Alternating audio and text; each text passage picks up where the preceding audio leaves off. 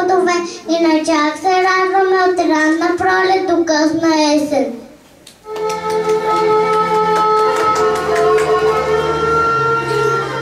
Тук сме донесли зрели и вкусни ябълки, круши, дюли, грозде. Те са богати на много витамини, които са и нужни да растем здрави и силни. Тук имаме моркови, зеле, картофи, чушки и домати. Лук, боб и леща, събрали сме сладости от цялата страна. А от всички тези плодове и зеленчуци бабите ни приготвят зимнина.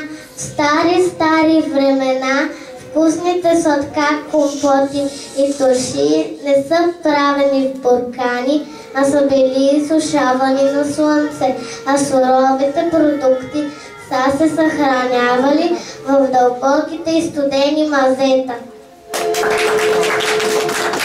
И тук е събран трудът на хората през цялата година. Ето това е житото. Ето това е жито и от него се посява и от него поникват житните класове. След като се ожене и пребере, то се прави на брашно и от него е направена тази пита. Но освен тях, тук имаме билки, които са събрани от чистени планини и в миналото и сега. Те са използвани за приготвяне на чайове и различни краси, а от някои от билките ни, бабите ни са бълдисвали без така са пели, така и дрехите, черите и завивките си.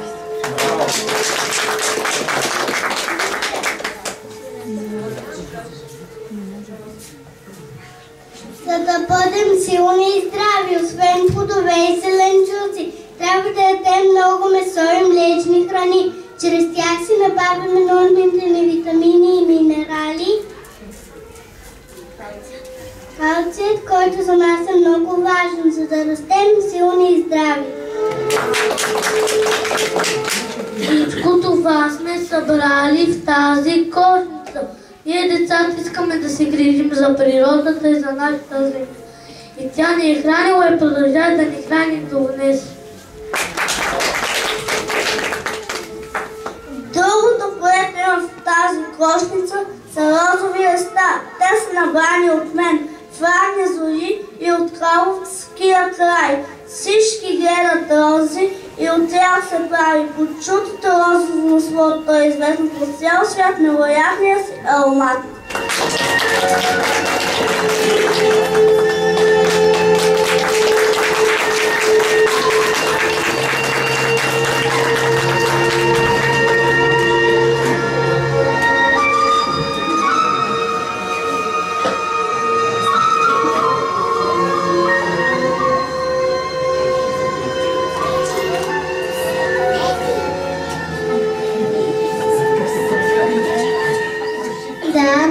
Освен това, което се ражда в нашата страна, сме ви донесли много предмети от живота на българите в миналото. Всичко това е наследство от нашите прабаба и дядо. Тези платна са изработени от тях. Кошничите са спретени от върхови клонки, а хората, които са ги изработили, са кошничари.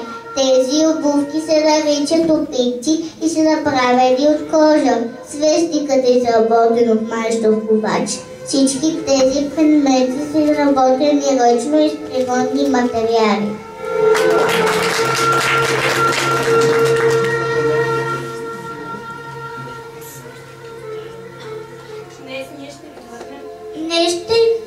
Днес ние ще ви върнем назад годините в живота на старите българи. Ще ви разкажем за начин на живот, за празниците през дългите зимни дни, с тяхното трудолюбие и умението, чрез което се запази природата и се използва и всичко, да тя ти е дарила.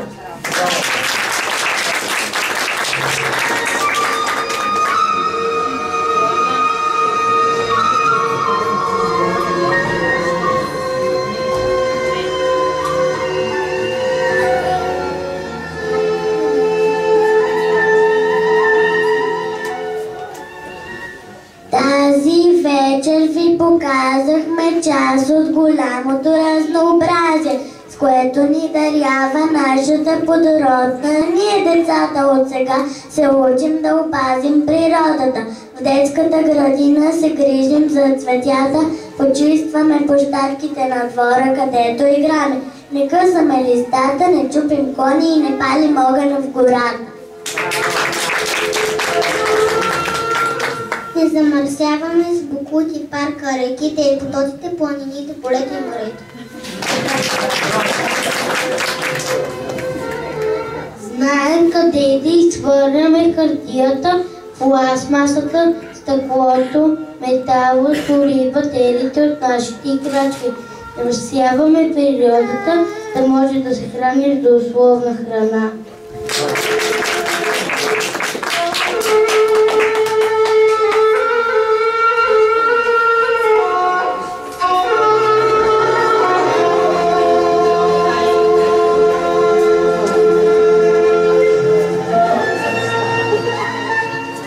От ранна пролет до късна есен българите са се трудили неуморно на нивите, но когато дойде есента и приберат богатата реколта, идва време за почивка и празнуване.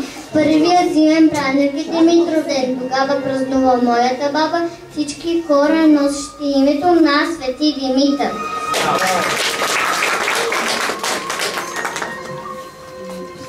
През месец декември има най-много празници. Първият от тях е на двете сестри Варвара и Сава и техния брат Николай. Двете сестри подготвят празника на Свети Николай, за това се казва Варвара вари, Сава пече, а Никола гости гощава. Варвара се почита като повелителка на болестите, особено на шарката, а Сава покровителка на плодородието. За Николо ден най-типично е приготвянето на специално ястие рибник. Тази риба обикновено е шаран, който има много люспи. Създадено е поверие, че колкото повече люспи има шаран, толкова повече са парите в семейството. На този празник празнувам аз и всички други носещи името на Свети Николай, а също е празник на банкерите и на рибарите.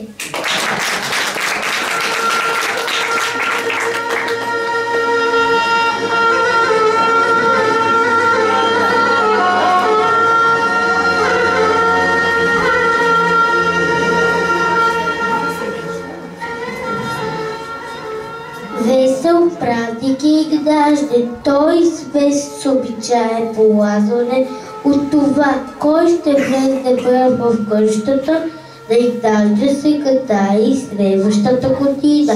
Ако човекът е добър, той през цялата година ще има благодействие и успех за всичко.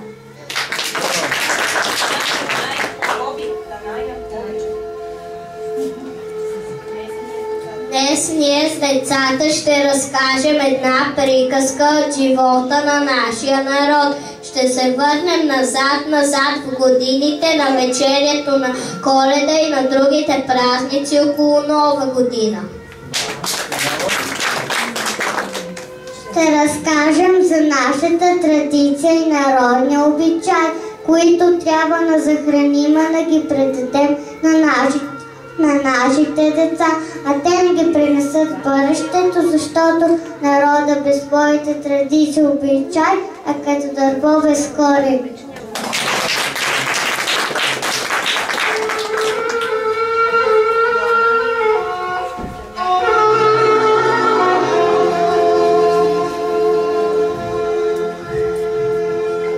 Снежна вечер срещу празник, баба приказки разказва. Баба приказки разказва за далечни времена, за кункери и сурвакари, благославящи в нощта. Носили се с песени, със своя благослов, наричат непрестанно здраве, мир, щастлив живот. На вечер срещу празник, баба приказки реди и повтаряме ги, ние приказките добри. Приказка в танци пес. Днес представяме пред вас приказката Дар от баба, тази ветра е за вас.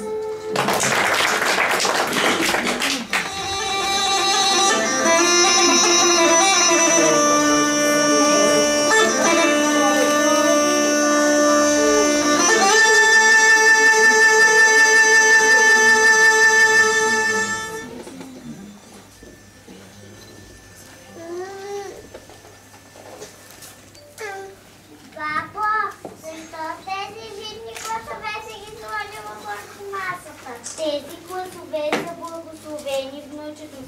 После тях ще вържем плодните дървета, за да раждат изобилно през годината. Мамо, всички ястияли сложихме върху трапезата.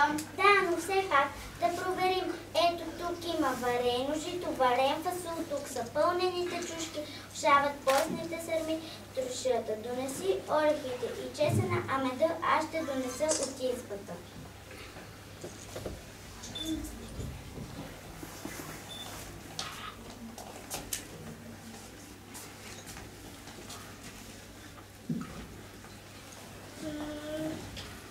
Мамо, все се питам, защо ястията на масата трябва да бъдат 7, 9 или 12? Има старо поверие, според което преди коледната вечер над трапезата трябва да се сложи всичко, което се произвежда в родния край.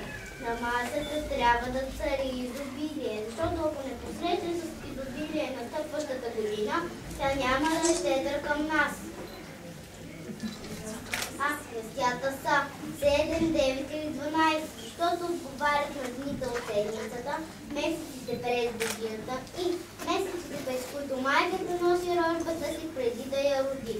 Сега ясно ли е? Да, мамо, сега разбрах. Виж, батко и дядо си идват. Здравейте, мамо и сестрички, вижте какво хубаво дръвце намерихме с дядо. Има да бъде цяла нощ. Ох, че сте навън. А къде е баща ви, деца? Къде е баба ви? Баба отиде да се седне, а тата скоро ще се върне от града. Ох, защо само постняците сте сложили на масата? Къде са наденичките? Къде е кървавицата? Сине, не